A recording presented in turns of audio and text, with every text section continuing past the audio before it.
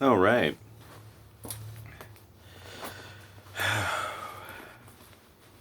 Serious black pills. Way serious black pills. Here we go. From and Into the Fire. Fascist elements in post-World War II Europe. Professor Christopher Simpson of the American University, Washington, D.C., published in 1988 his book Blowback, the first full account of America's recruitment of Nazis and its disastrous effect on U.S. domestic and foreign policy. New York, 1988. Which revealed the name of dozens of mass murderers and war criminals active with the U.S. and German secret services after the war. One of them was Wilfried Strickfeld, who linked the Nazi war machine with East European collaborators and continued those links after the war with West German intelligence and with West German ex-Belle associations. For example, those Germans driven out of Poland and Czechoslovakia after the war. Both government and such associations promoted the new European integration, which led to the European Union, European citizenship, freedom of movement of EU citizens, quote-unquote human rights, legislation, and thereby the ability of Germans to reclaim parts of Eastern Europe.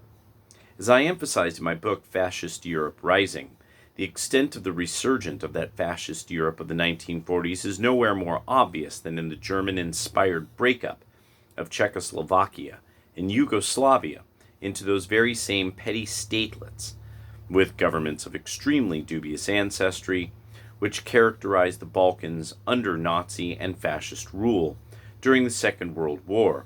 One of the driving forces in both periods was the Vatican and the promotion of its anti-Serb and anti-Orthodox Christian agenda. Here's where it gets way ugly.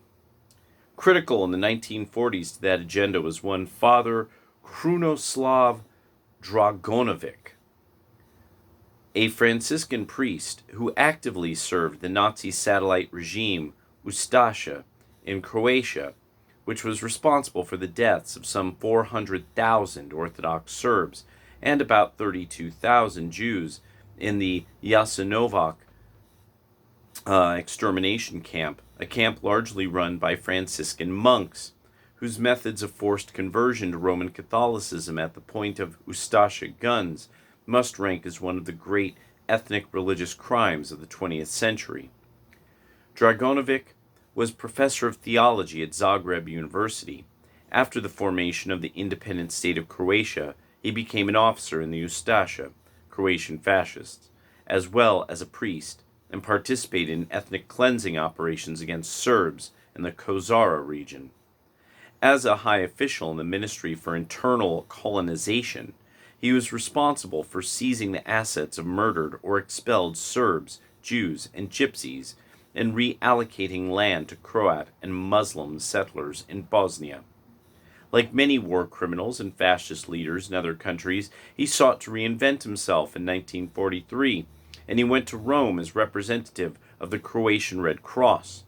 In 1945, he was secretary of the Croatian Institute at the College of San Girolamo degli Ilrici in Rome, with the protection of college head Monsignor Juraj Magaric and Pope Pius XII.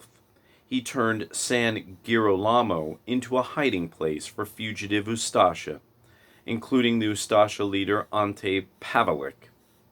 It was through such quote-unquote rat lines in Rome that so many Nazi and fascist leaders escaped to South America after the war. Draganovic hid Pavelic in Italy for 2 years before the latter's flight to Argentina. Draganovic is believed to have participated in the removal of the Ustasha gold looted from their victims, which has never been found. From 1959 to 1962, Father Draganovic worked as a spy for U.S. Army intelligence against the Yugoslav regime. Draganovic's CIA file shows the agency's skepticism regarding Draganovic's reliability, and he was subsequently dismissed from his employment with the U.S. Army. He lived quietly and free of prosecution, protected no doubt by the Vatican, as so many past and recent war criminals, at a monastery near Sarajevo until his death in 1983. In 1941, Hitler established the first Nazi state of Croatia and named Ante Pavelic as its president. Pavelic escaped through the Vatican rat line for Argentina, where he became the security advisor to Juan Perón, who issued 34,000 visas to Croatian war criminals. These visas included 430 Roman Catholic Croatian priests who participated in the Ustasha and who murdered Serbs, Jews, and Gypsies with their own hands. None of these Croatian war criminals were brought to justice. In his 1994 book, Jasenovac, Then and Now, A Conspiracy of Silence, William Dorick documents the crimes. His book also contains 1,945 testimonies of German and Croat officials who investigated Jasenovac after Allied forces freed the camp and its 87 survivors. Jasenovac concentration camp and museum was bulldozed by President Franjo Tudjman in 1995 to erase the evidence of these hideous war crimes. William Dorick was the first plaintiff in a class action lawsuit against the Vatican Bank for money laundering of millions of dollars in gold stolen from Serbian victims. 15 years later, the case is still pending. Post-war political constructors of Europe with embarrassing pasts and ideas. George Kennan, who died in 2005. Some of you might be thinking, wait a second, why does that name sound familiar? It's about to. Was possibly leading the post-war U.S. foreign affairs expert and an authority on Russia. He was left-wing, supranationalist, with excessive sympathy for authoritarian regimes in Germany, Spain, and Italy, and a critical influence on U.S. foreign policy in the 1950s as the Bilderberg Group, which he frequently attended, nurtured the creation of the European Union. Kennan found Nazi Germany so palatable that he studied in Heidelberg in the 1930s and stayed even until the early 1940s, when he was interned at Bad Nauheim. There he even lectured, obviously with the approval of the Nazis. Der Spiegel reported 5th December 1951 that lecturing there, he had claimed that, quote, Germany's defeat would extinguish the 2,000-year-old history of European civilization, unquote. He attacked the Allies for not, quote, enforcing a greater circumspection on the Nazi regime and cause it to proceed more slowly with the actualization of its timetable. After the war, Kennan was particularly influential in stopping the denazification program initiated in 1945. Recent biographer chronicles Kennan's baffling appreciation of Europe's dictatorships. Mussolini's in Italy, Dollfuss's in Austria, Salazar's in Portugal. Kennan believed that, quote, their kind of authoritarian government was a healthy and welcome alternative to inefficient parliamentary democracy.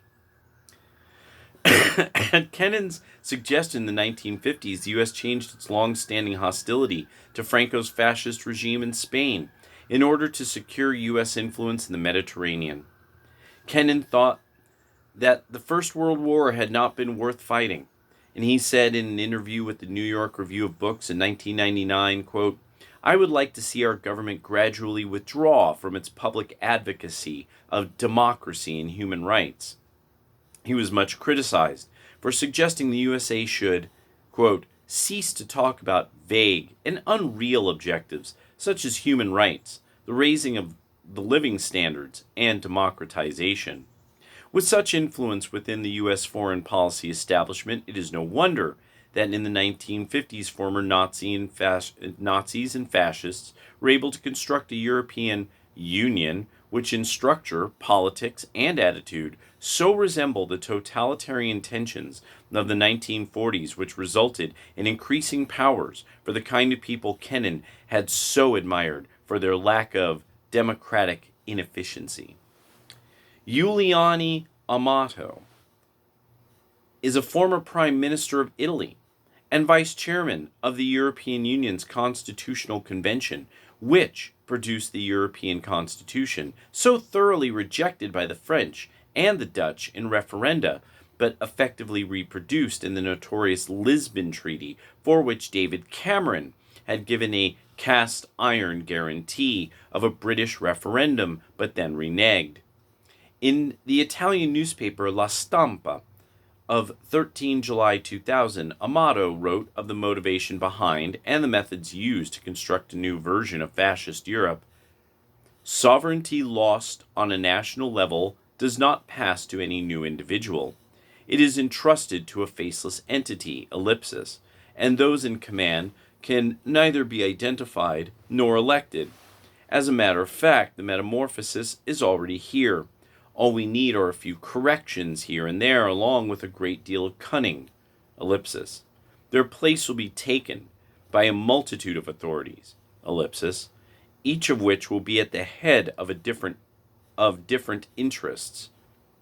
Now, I don't know what NB corporate interest groups are a classical element of fascism. Levels that possess ambiguous levels of power. By moving, the power we are used to will disappear. It is a common feature of those who have for so long hidden their true fascist agenda in Europe that when they are close to their ultimate goal, they become somewhat excited and injudicious in their celebrations. Here we have a democratically elected leader of a European country in the year 2000 rejoicing at sovereignty lost, a faceless entity, a great deal of cunning, and the power we are used to will disappear. Amato, like Kohl, Delors, Mitterrand, Schroeder, Merkel, Chirac, and the others, have of course all been close collaborators with Heath, Major, Blair, Kennedy, Brown, Heseltine, Clark, and the political and media elites in Britain. The failure to counter the obnoxious aims of continental fascism is tantamount to an embrace of that ideology and its incorporation in the federal European superstate that now rules the British people. Amato goes on to admit the conspiracy and deceit that have characterized the process of European integration. In Europe, one needs to act as if what was wanted was little in order to obtain much, as if states were to remain sovereign to convince them to concede sovereignty. The Commission in Brussels, for example, should act as if it were a technical instrument in order to be able to be treated as a government, and so on by disguise and subterfuge." End quote. As the debate about the Lisbon Constitutional Treaty began in the United Kingdom towards the end of 2007, this same great European Democrat Giuliano Amato, by now the Italian Interior Minister, said, "Imagine the UK Prime Minister going to the House of Commons saying, 'Look, it's absolutely unreadable. It's the typical Brussels Treaty. No need for a referendum. Should you succeed in understanding it, there might be some reason for a referendum because it would mean that there is something new.'" British politicians have so much to answer for that the reckoning when it comes will be unprecedented in peacetime. Kenneth Clark and Oswald Mosley. There is little difference between that which Oswald Mosley as an individual and the 1962 Fascist National Party of Europe set out, and that in which leading corporate conservatives like Kenneth Clark, Michael Heseltine, and Edward Heath believed as they were creating the country called Europe, as the European Commission describes the European Union. Corporatism is, after all, a political and economic linchpin of fascism. It is instructive to see what those with fascist ideas were calling for in the 1960s, and how those very ideas have been realized by democratic politicians today through European Union treaties. It was Kenneth Clark who, as a young student, Cambridge University Conservative Association invited Oswald Mosley to speak, and the young Michael Howard, later briefly leader of the Conservative Party, resigned in protest. Many political and corporate beliefs unite a Euro-fanatic anti-democrat like Kenneth Clark and the former leader of the British Union of Fascists. It was Clark who openly admitted he would like to see the Westminster Parliament turned into a, quote, local assembly. On the 27th of February 2008, on the Daily Politics television program, Clark admitted that although he was against a referendum, Gordon Brown and the Liberal Democrat Party had stupidly promised one of their own election manifestos. Clark was one of the 3 Tory MPs who voted in Parliament to prevent the British people voting on a further massive sacrifice of their sovereign power through the European Constitutional Treaty, now renamed Lisbon Treaty. Clark, nevertheless, became chairman of the Conservative Party's Democracy Task Force.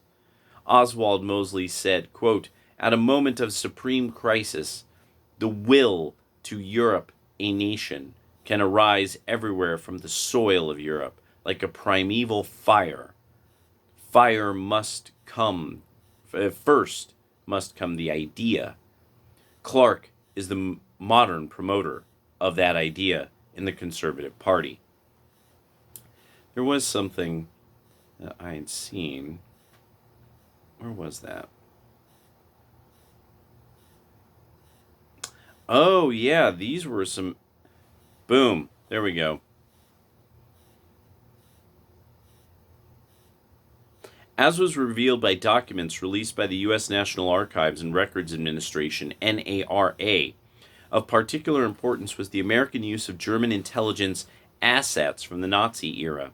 Had Eichmann been brought to trial, so U.S. and intelligence services believed many of the veterans of Eichmann's Nazi Judenreferat department, who were then well embedded in the CIA and BND, Bundesnachrichtendienst, the German intelligence services, might have been exposed. The U.S. built its European intelligence apparatus after the Second World War on Operation Gehlen, out of which the German BND grew. But who was, he puts it as Richard Gehlen, who became the head of the German service. During the Second World War, he was the Nazi head of Fremde Heere Ost. And now he puts it as fifth columnists, but that's not exactly that. It's Foreign Armies East, if I remember correctly, is the way that actually comes out. Fifth columnists, part of the Nazi spying organization Russia. Gehlen's subordinate, Gerhard Wessel, became, in 1946, the first head of Intelligence Assessment Department, the new post-war intelligence services, and became its overall head in 1968 when Gehlen retired. Hermann Baun, responsible after 1946 for procurement, had during the war run a network of Nazi spies in the Soviet Union. He was encouraged by the Americans to build up the same network and continue the old work in the same spirit. Reinhard Gehlen der Dienst Erinnerungen, 1942-1971, Mainz, Wiesbaden, 1971. Not sure what that's. Oh, it must be something that he wrote at that time or something. It has been estimated that some 10% of the 4,000 active agents headed by Gehlen in 1949 were former SS, SD, and Gestapo members. Among them were many war criminals. For example, the former SS Standartenführer Wilhelm Kriegbaum, who after the war ran a network of sleepers who would sabotage any Soviet invasion of Western Europe. Another Gehlen colleague was Hans Sommer, who had been an SS Obersturmführer, responsible for the bombing of Paris synagogues, and who had become head of the SD, security police, in Nice. Another war criminal, Alois Brunner, Eichmann's former adjutant, responsible for the deaths of hundreds of thousands of Jews and condemned to death in his absence by the French courts, was in the 1950s active in Damascus on behalf of German foreign intelligence. Georg Hafner, Esther Shapira, Die Akte Auer Brunner, Frankfurt am Main, 2000. One of the former Nazi functionaries active after the war was Otto Skorzeny. Some of you might know that name. Former SS expert in sabotage and covert action in occupied countries. He was, for example, responsible for freeing Mussolini from Allied captivity.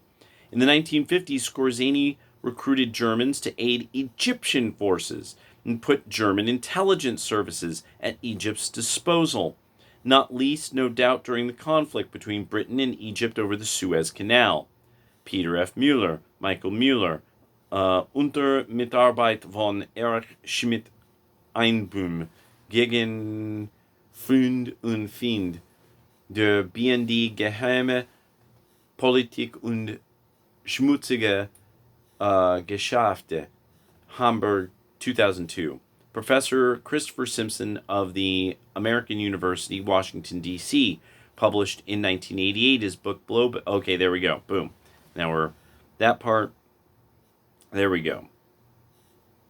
It was Konrad Adenauer who was forced to reveal to Parliament that hundreds of former Nazis had been active in the German Foreign Office up until the 1960s. The European Economic Community was founded in 1957, and as we know from the history of Hans Glubke above, the U.S. government went out of its way to disguise the Nazi past of the leading German politicians and civil servants.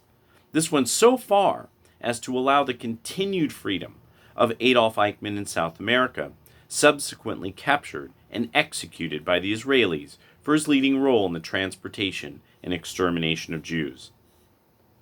So there we go. There's more black pills for all of you. Oh, I just want to make sure that I make sure to read this one. Yeah, I'm quite certain I didn't get to this. British press censors the truth about a Nazi founder of the EU. Prince Bernhard, the German Prinz zur Lippe Biesterfeld, the co-founder of the Bilderberg Group and one of the original promoters of the European Union, was an SS intelligence officer before the war. He had been attached to the Nazi conglomerate IG Farben that promoted Nazi interests around the world and spied for the German state. This was confirmed by the evidence of Max Ilgner, the head of IG Farben, at his trial at Nuremberg. IG Farben was so dangerous that it was broken up by the Allies after the war, although many of its successor parts, like BASF, are particularly active in promoting the European Union today.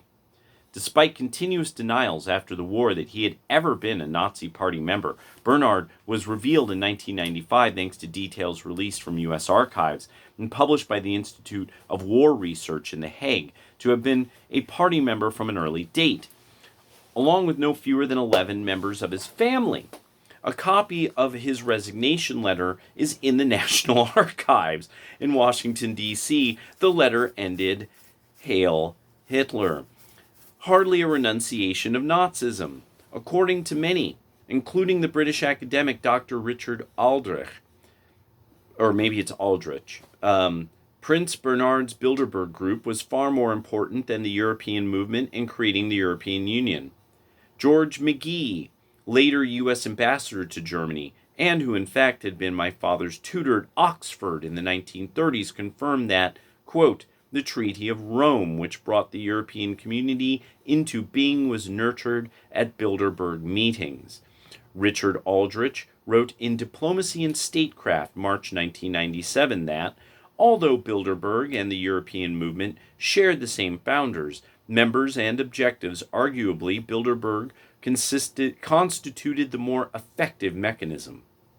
The extent to which such embarrassing facts about the role of Nazis in the post-war construction of Europe have been deliberately censored can be seen in the attempts to ignore or disparage my own books. But the specific case of Prince Bernhard, first revealed in my 1996 book, Europe's Full Circle, and the British press, is particularly instructive. The following series of events unfolded in 2002. 1. In the Daily Telegraph obituary of Prince Klaus of the Netherlands, October 8, 2002, mention is made of his father-in-law, Prince Bernhard, having steered clear of the Nazis in the 1930s. 2. I wrote to the obituary editor pointing out Prince Bernhard's long-standing membership of the Nazi Party, his role as an SS intelligence officer attached to IG Farben, etc. 3. He referred me to the letter's editor, but she refused to publish my letter. After detailed correspondence with Charles Moore, the DT, I'm not sure, still refused to publish. The Daily Telegraph still refused to publish the facts, i.e., to correct the complete falsehood about Prince Bernhard. The Times, the Daily Mail, and the Evening Standard also refused to cover the story. There's one thing worse than ignorant press and political class. It is their recognition of their culpability, their desperate need to suppress those facts and cover up that culpability. The BBC. Nick Robinson, the Daily Telegraph, October 14, 2012, showed how the creation of ITV during the 1950s was, in large measure, a consequence of Churchill's enduring frustration with the BBC. Churchill's anti-appeasement message, which had been kept off the BBC from 1934, and it was left to an enterprising Conservative MP and the robust anti-appeaser Captain Leonard Plug, who gave Churchill the opportunity to broadcast the anti-fascist call on Radio Normandy, transmitting from Fécamp on the Channel coast. Plug successfully circumvented the BBC monopoly. The BBC's Lord Reith was, needless to say, a great admirer of Hitler. His diary entries after July 1934, night of the Long Knives, when Hitler had his enemies in the Nazi movement murdered, quote, I really admire the way Hitler has cleaned up what looked like an incipient revolt. And after the 1939 invasion of Czechoslovakia, quote, Hitler continues his magnificent efficiency, are now matters of record. This was not to be the last time that those at the top of the BBC have misjudged completely events on the continent and why they were so active in the campaign to promote the UK's entry into the European Union in the run-up to Edward Heath's signing of the Accession Treaty in 1971. The BBC's Euro-fanaticism continues 40 years later, censoring Eurosceptic voices and news of chaos, riots, and revolt in the Eurozone. Remember, they also won't discuss mass rape by Muslims, and they won't discuss the Muslim and African crime problem. So, serious black pills for everybody to understand exactly what's going on with the EU, why, if you are all about Brexit, if you are all about Grexit, if you are all about Spexit, if you are all about Italexit, about Paul exit, Visegrad exit, all of it. You're a good person. You're a good person, and your gut feeling is well founded. So, talk to you later. Have a happy new year, everybody. See you next year. See you next decade.